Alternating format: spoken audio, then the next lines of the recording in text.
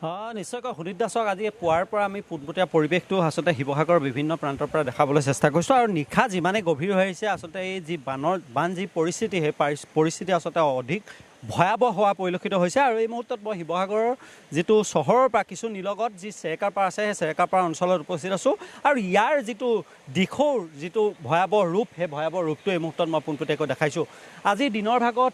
শিৱসাগৰত যেতিয়া বান পৰিস্থিতি কালি অধিক ভয়াৱহ হৈ গৈছিল তেতিয়া মুখ্যমন্ত্ৰীয়ে ঘোষণা কৰিছিল যে বিভিন্ন যিসমূহ মন্ত্ৰী হওক বিভিন্ন যিসমূহ সংশ্লিষ্ট বিভাগৰ যিসকল লোক হওক সেই লোকসকলে আচলতে বান অধ্যুষিত যিসমূহ অঞ্চল আছে অঞ্চলসমূহ পৰিদৰ্শন কৰিব আৰু তাৰ অনুপাতে আজি দেখা গৈছিলে যে শিৱসাগৰত দিনৰ ভাগত আচলতে বিমল বৰা, কেশৱ মহন্ত আৰু সুশান্ত বৰগোহাঁই আহি উপস্থিত হৈছিলে। কিন্তু এই মুহূৰ্তত যদি মই কিছু কথা বতৰা উল্লেখ কৰোঁ তেতিয়াহ'লে শিৱসাগৰ জিলাখনৰ যদি সামগ্ৰিক দৃশ্যটো যদি মই দেখাওঁ তেতিয়াহ'লে আজি পুৱাৰ ভাগত আমি শিৱসাগৰৰ জামুগুৰিৰ যিটো পৰিৱেশ সেই পৰিৱেশটো দেখাইছিলোঁ। জাজি জামুগুৰিৰ যিটো পৰিৱেশ শিৱসাগৰৰ যদি আপুনি নাজিৰা অঞ্চল চায়, শিৱসাগৰ বিহুবৰ, চন্তক, সোণাৰী, শিৱসাগৰ চৰাইদেউকে আদি কৰি বিভিন্ন যিসমূহ অঞ্চল আছে অঞ্চলসমূহ সম্পূৰ্ণ এতিয়া দিখৌ আৰু যি জাজি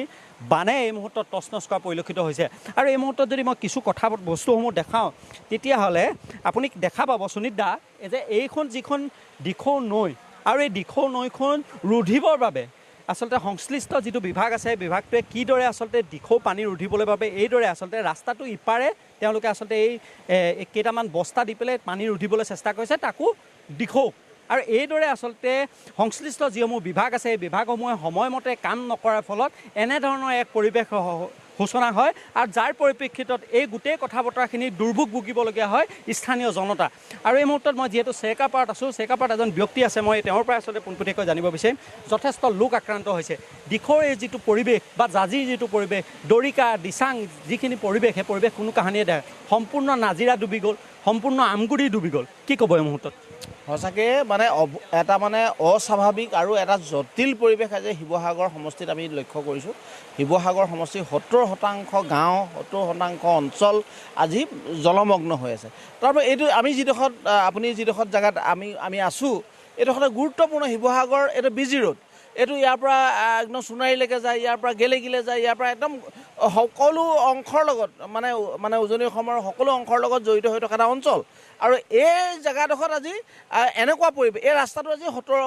90% বুৰ গৈ আছে আৰু এইটো আচলতে ইয়াত এই ৰাস্তাটো বনোৱাৰ ক্ষেত্ৰত আজি 5 বছৰ আগতে আপোনাৰ ঠিকাদাৰজনে এইটো কোনো পদক্ষেপ নললে। ঠিকাদাৰজনৰ অৱহেলাৰ কাৰণে আৰু ডিপাৰ্টমেণ্টবোৰৰ অৱহেলাৰ কাৰণে আচলতে পথছোৱা ওখ হ'ল যদি ওখ হোৱাহেঁতেন পানী এইফালে নাবাগৈ 100% ইয়াত বহুত জেগাত আচলতে এনেকুৱা ধৰণৰ নহ'লহেঁতেন। আৰু দ্বিতীয় কথাটো হ'ল যে ইয়াত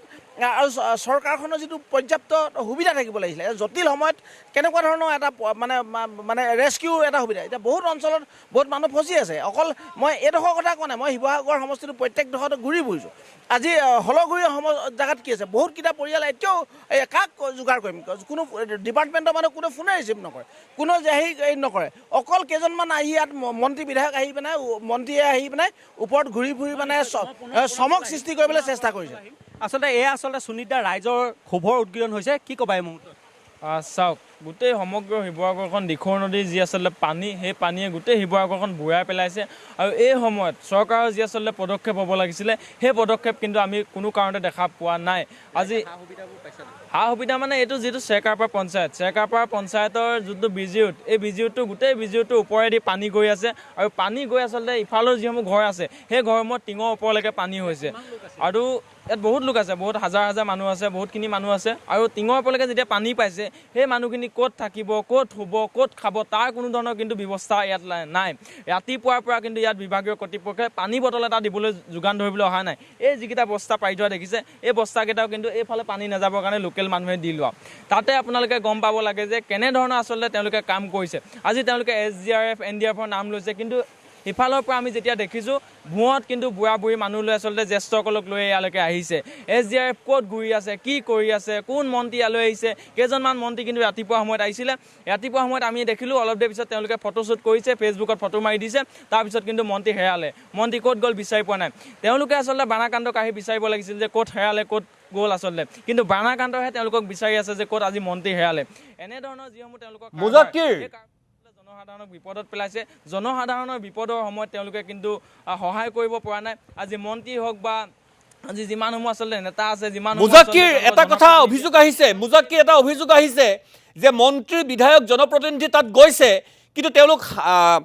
ঘটনাস্থলী বা সেই অঞ্চলসমূহত যিমান সক্ৰিয় হ'ব লাগিছিল তাতকৈ সামাজিক মাধ্যমত বেছি সক্ৰিয় হৈছে কোনোবা মন্ত্ৰী কৈছে কোনোবা জনপ্ৰতিনিধি ছ'চিয়েল মিডিয়া ফেচবুক বা হোৱাটছআপত বেছি সক্ৰিয় হোৱাৰ অভিযোগ আহিছে আচলতে কথাবিলাক কিমান সঁচা মুজাক্কিৰ নিশ্চয়কৈ সুনীত দাসক এইটো অভিযোগ আমাৰ নহয় এইটো অভিযোগ যিসকল বানাক্ৰান্ত লোক আছে লোকসকলৰ অভিযোগ তেওঁলোকে কৈছে যে মন্ত্ৰী বিধায়কসকলে ইয়াত ফটো ছেছন কৰিবলৈ আহিছে তিনিজনকৈ অসম চৰকাৰৰ মন্ত্ৰী আহিলে কিন্তু ইয়াৰ যিসকল স্থানীয় লোক আছে লোকসকলে দেখা পায় মন্ত্ৰীসকলক দেখা পাইছিলা নাই মন্ত্ৰী দেখিছিলোঁ তিনিজন মন্ত্ৰী দেখিছিলোঁ এজন বিমল বৰা সুশান্ত বৰাগোহাঁই আৰু এজন কোনোবা মন্ত্ৰী আহিছিলে কিন্তু তেওঁলোকে ইয়াতে ফটোশ্বুট কৰি ইয়াৰ পৰা গুচি গ'ল অলপ দেৰি পিছতে কিন্তু তেওঁলোকে ফেচবুকত পষ্ট দিছে ইয়াত যে মানুহখিনি আবদ্ধ হৈ আছে তেওঁলোকক কোনে উলিয়াব তেওঁলোকৰ দায়িত্ব কোনে ল'ব তেওঁলোকক প্ৰথম কাম হ'ব লাগিছিলে তেওঁলোকক আপোনালোকে উলিয়াই তেওঁলোকে কামখিনি কৰিব লাগিছিলে কিন্তু আপোনালোকে যেনেধৰণে ফটোশ্বুট কৰি ইয়াৰ পৰা গুচি গৈছে ইয়াত পানী বটল এটা যোগান ধৰিবলৈ অহা নাই ইয়াত বস্তা এটা যোগান ধৰিবলৈ অহা নাই এই পানী আচলতে হুৰা এইফালেদি সোমাই আছে গোটেই